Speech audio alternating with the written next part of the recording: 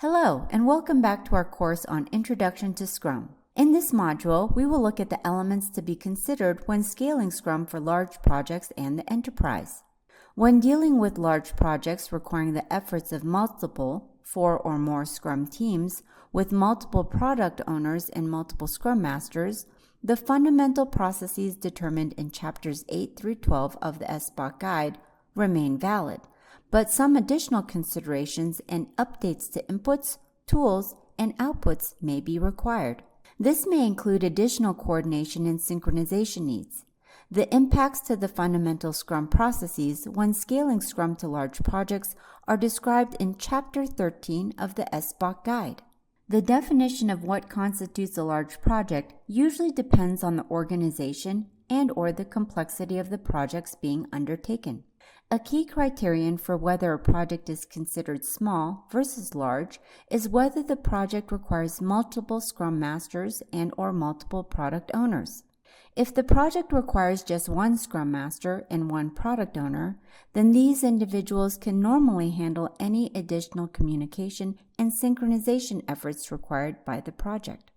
When applying Scrum at an enterprise level, such as to a program or portfolio, there may be several hundred Scrum teams with several thousand people working on multiple projects within programs and/or portfolios throughout the organization.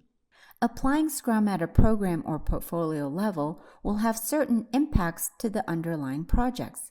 In general, the Scrum projects should still be executed using the fundamental Scrum processes discussed in chapters 8 through 12 for typical small projects in the SBOK guide, while incorporating the additional considerations outlined in Chapter 13 for large projects that have multiple product owners and/or Scrum Masters. Some of the challenges that arise at the program or portfolio level are similar to those that come up when applying Scrum to a large project. The synchronization between teams and the overall collaboration are usually the biggest challenges with a large Scrum project. This is also a challenge when applying Scrum at a program or portfolio level.